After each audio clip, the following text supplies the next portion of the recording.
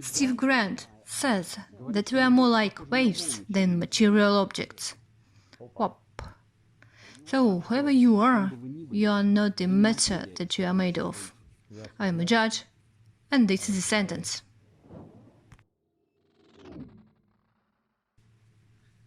So, hello dear all, those who like to think for oneself. Today we move on to the next part of our fascinating investigation into the region of life. After we finally burned the very idea that life can arise from matter, and the most wonderful thing is that the fans of this strange, kind of the musty smelling, I would say, and kind of repulsive faith helped us to do this. Nevertheless, it was they who helped us to refute, to prove the complete inconsistency, I would even say the absolute insanity of this idea that life can arise from matter. We dwelled on issues that now these ladies and gentlemen are so shocked, so confused, that even when defining the concept of science in the great Soviet encyclopedia, they directly say that life is, of course, matter. It seems to be matter, but in some kind of a different form. Well, really, how's it? Damn it, not in this state. It is not in some kind, not chemical, not physical, not in material state, is it? Well, yes. They tell it almost directly. Just go and read the great Soviet encyclopedia on your own. What am I leading to? I am leading to the issue that the mystery of life, origin, has never been a mystery actually. It has become a mystery only since the days of strange people like Mr. Aristotle, who decided that river sludge was really capable to budget crocodiles. Well, then, of course, a whole huge sect was formed, including this pantheon, including followers who began to declare this idea in all sorts of ways, this dead-born idea, in fact, dead in every sense. And nothing reasonable, of course, could be offered to substantiate this idea for one simple reason. Because this phenomenon doesn't exist. It simply doesn't exist in nature. And in the end, we finished our previous video by proving that even now this sect, these ladies and gentlemen, believers, remain in such a crazy state that they give those definitions which in fact are self-revealing definitions. Thus, the idea of spontaneous generation of large, multicellular animals was refuted. But the faith in possibility of spontaneous generation of microorganisms was still preserved. Faith in. And accordingly, relying on their definition, we want to continue the study of what is life, in fact, question, and give a long-standing scientific answer to this question. But for a long time, this answer was strictly prohibited, kind of taboo was imposed of this issue. You cannot think so. All that is fanaticism. It's some kind of belief. In general, some things are inappropriate to be discussed in such a decent society. Even talking about is not allowed. And even more, this knowledge, this great knowledge of what life really is, was excluded from the system of general education, which of course is completely sorrowful, because due to it, the system of so-called education produced completely ignorant people, absolutely uneducated in the most important questions. Who are we? What a terrible situation it is. Think about how terrible it all is. But one way or another, the knowledge of what life is has never been a mystery. Life is a product of the Creator.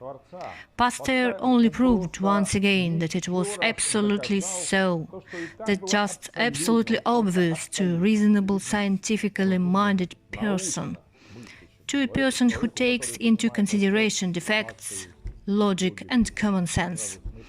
The person who, in a word, follows the scientific path, follows the definitions of the concept of science, scientific method. It was always obvious to such a person what life is. Life is a product of the Creator. This is something what the Creator formed. But what, I wonder, does the Creator himself think about it? At the current moment, there are several globally acknowledged authoritative sacred scriptures: Bible, Quran, Bhagavad Gita. And Bhagavad Gita explains what life is in the most clear and understandable way. This is the most important part of the Vedas. There is no doubt about its credibility, including among Sanskrit scholars, among those who specialize in this issue. And what does this book say about what life is? If we try to go into this issue, we'll be amazed at once that we are not offered to give credence to what is written there. This is what I would like to emphasize first. I understand that as soon as we start talking about the sacred scriptures, some grinning people immediately appear who themselves basically declare their arguments. Those so-called arguments, to be honest, make us feel a little nauseous due to their stupidity and unscientific nature. But nevertheless, they grin and mock at those who accept the opinion of all sacred scriptures. Also, if these ladies and gentlemen had taken the trouble to think a little for themselves, in order to get into the meaning of what is said in the sacred scriptures, they would have understood that all the scriptures are deeply scientific. And if you look at Bhagavad Gita, it's generally seen. It's simply impossible not to notice its scientific nature, even with the naked eye. So what is life? What does Bhagavad Gita say about this? Bhagavad Gita says that life is not matter. And you just have to believe in it. Is this what you have probably thought? And once again, you have proven your complete scientific ignorance. Because Bhagavad Gita doesn't offer us anything like this. Bhagavad Gita invites us to think. Bhagavad Gita says the following in this verse: the soul incarnated in the body changed the child's body to the body of a young man, and then to the body of an old man, and in the same way, after death, it passes into another body. A clear-headed person is not embarrassed by such a change. So every person can conduct on his own attention deeply scientific experiment which will lead to understanding that we are not a body, we are not chemistry, we are a certain component of this creation, what we call a living organism. But this is not chemical ingredient, this is not some material element, this is some other substance. You and I, life, are this very different substance. I foresee your skeptical grins like, okay, well, what is there? What is experiment there? Come on, well, what is there to be experimented? Well, let's listen, okay? Okay, come on. Briefly, Bhagavad Gita invites us to simply observe how our body changes. Just keep in mind, it is a scientific observation. It all starts with the fact that we are offered to believe, you thought again. And again you are wrong, because we are offered not to believe, to reject faith at all, but simply to check, just to observe the facts. What are the facts? Observe the facts of change in the body. Take your photograph. Nowadays, with the current development of technology, everyone has many photographs in stock that depicts an object that you call yourself. You say, this is me, at the age of 5 or 10 years. Take this image and go, say to the mirror, and compare the object in the photo with the object that in the mirror. Note, it is suggested to observe only. It is suggested to act in a deeply scientific way. Don't believe, just observe and just watch the obvious facts. What are these facts? These are facts of body changes. Any person of his sound mind and firm memory understands that what is shown in the photo and what is reflected in the mirror are completely different objects. The eye and color, and I apologize, the smell and everything else are completely different. Therefore, the objects are completely different. The one that is shown in the photo is one object, and the one that is reflected in the mirror is a completely different object.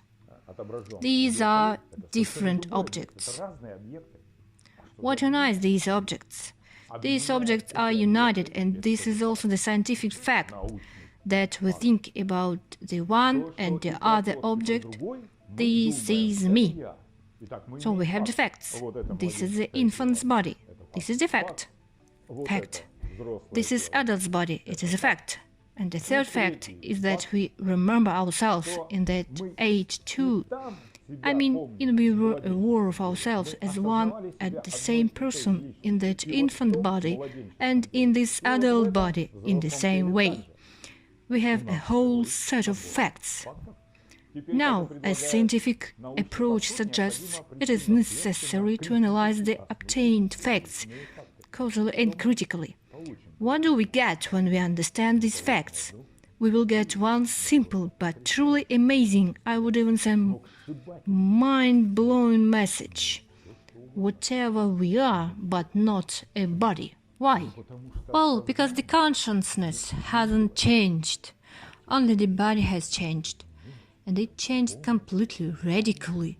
If consciousness were directly a product of the body, then consciousness would also necessarily change. Well, it's simple logic.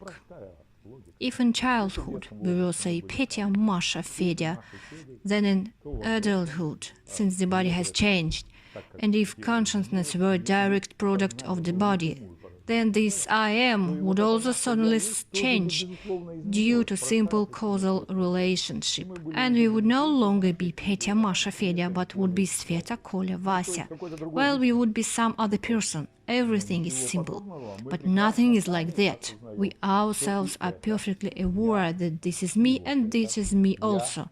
So the self-consciousness of being me hasn't changed. I will make a reservation, of course, that the amount of knowledge has changed, some habits have changed, the culture of behavior, all this can change for sure, but we are talking about an unchanging component, about the main component, about this one, the most subtle, the one that psychologists call the ego, I am.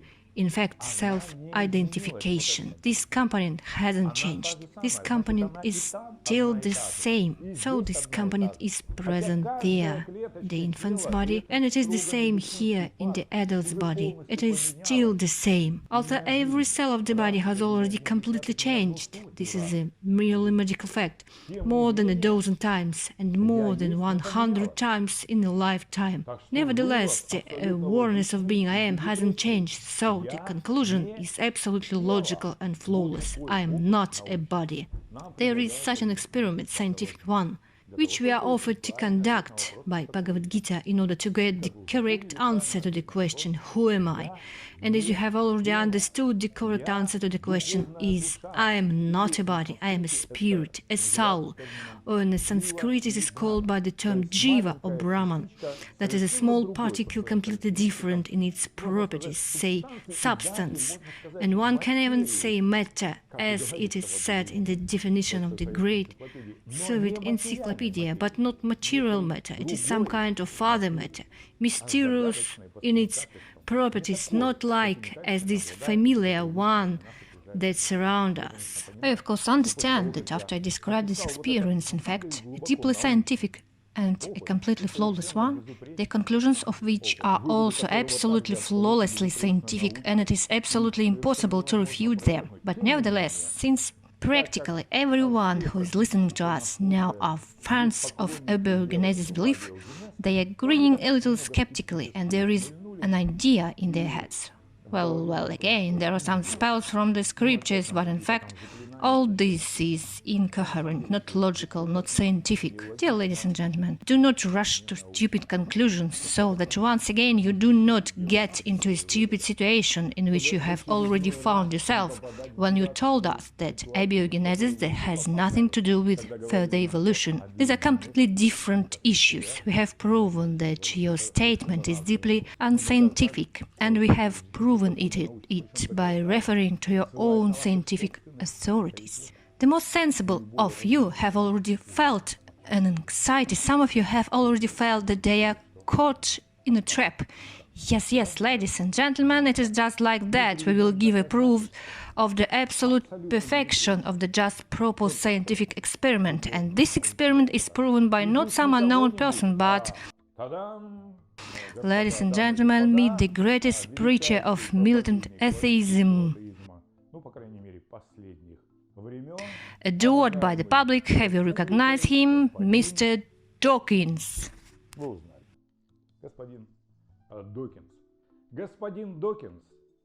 Mr. Dawkins invites us to carry out in exactly the same experiment that we have just suggested to you. Of course, I will not say that Mr. Dawkins borrowed it from Bhagavad Gita. Maybe he came to this idea with his consciousness.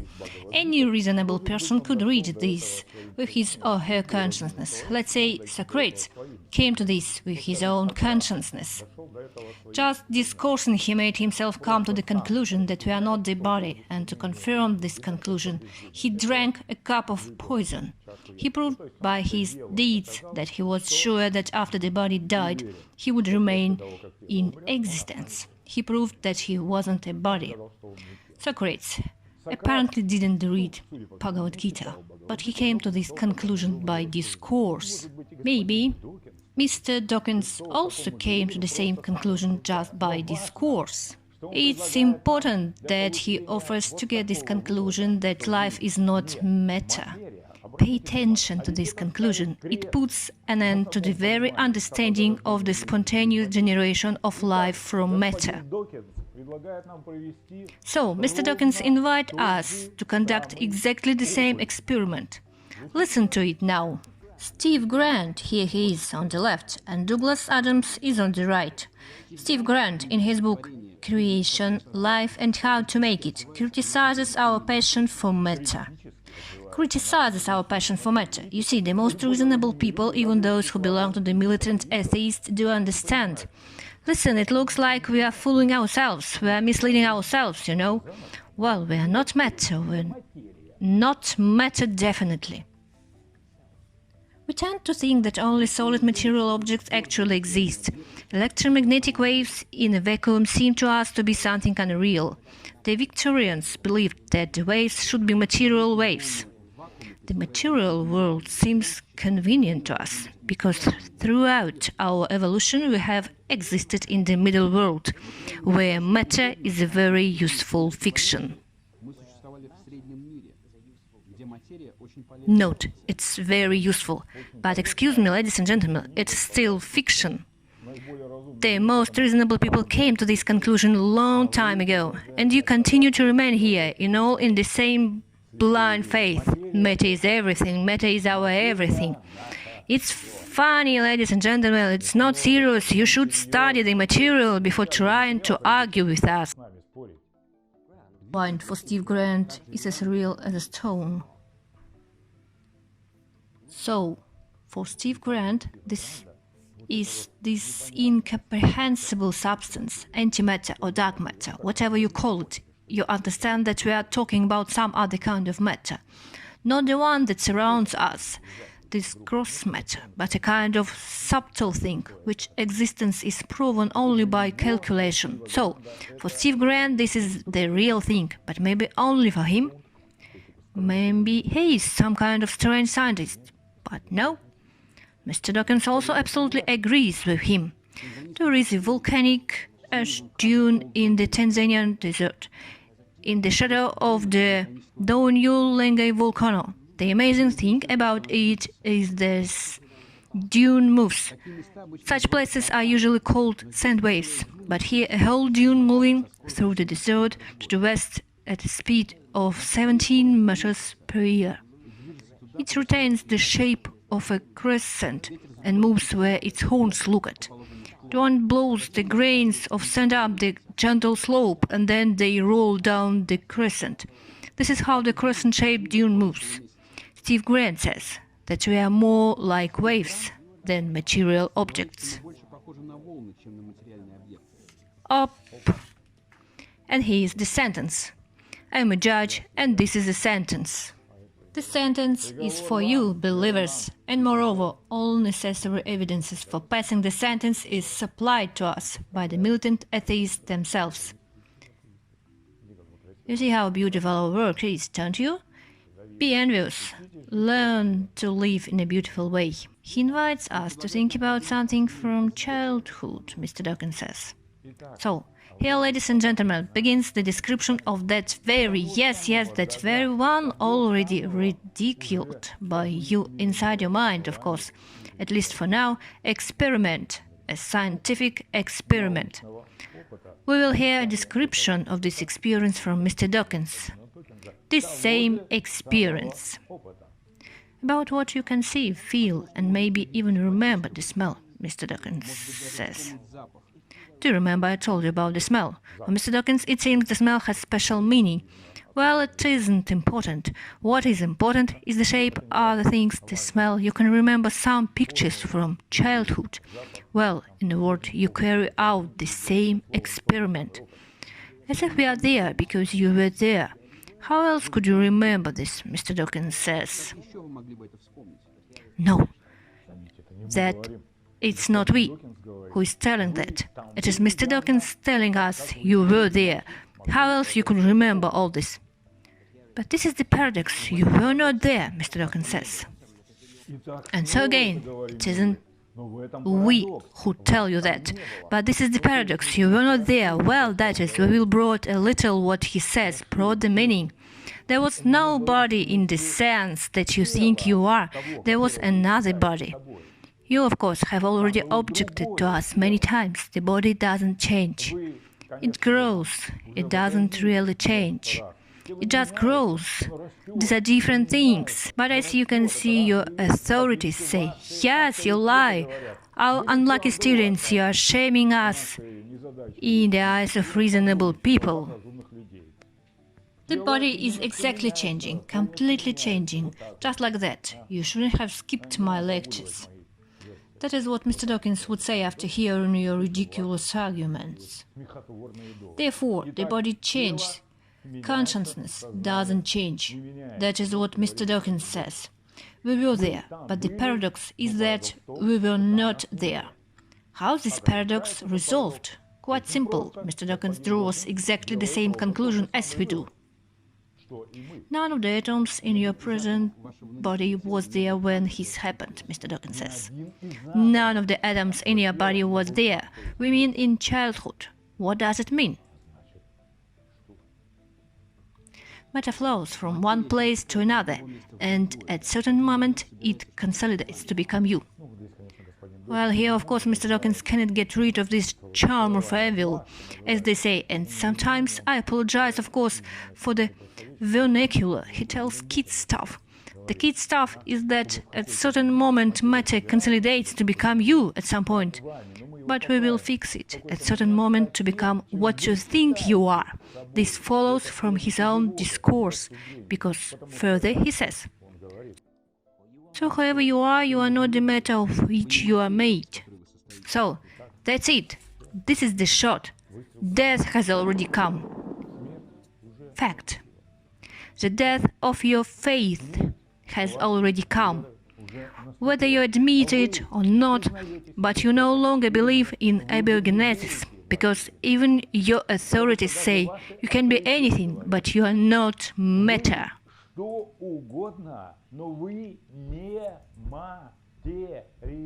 You are not matter, which means what?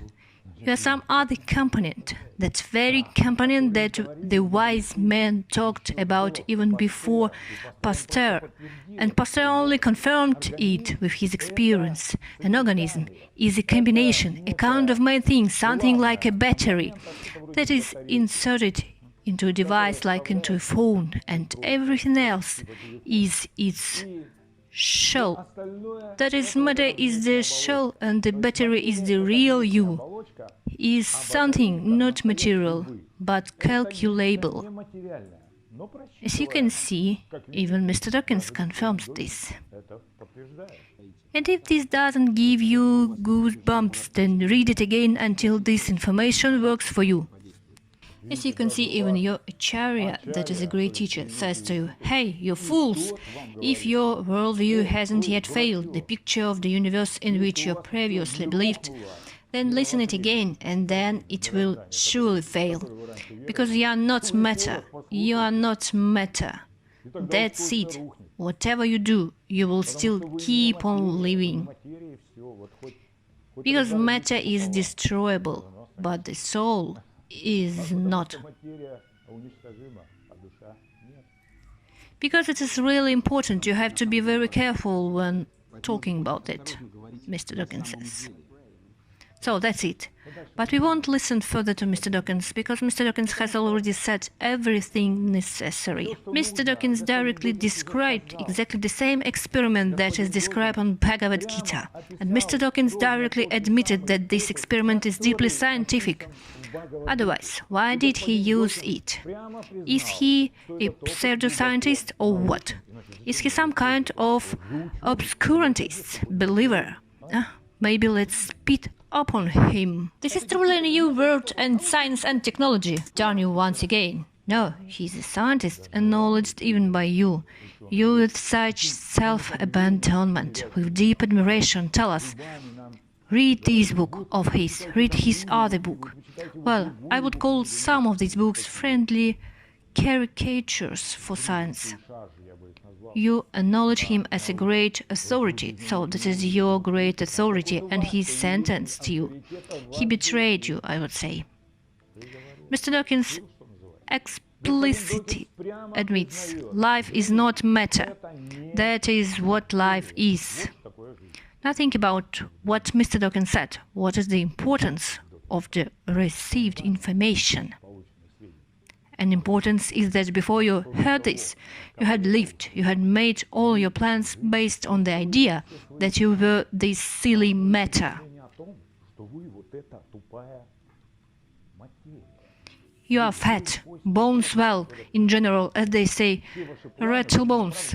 All your plans were aimed to hold up this matter some way, to have it lifted here and there, or somehow make it totter a little, support well, feel it more, because you think that to fill your stomach is the meaning of life. Well, you try to somehow decorate it, but in reality, as Jesus said in his time, people who think of themselves as matter are like colored coffins.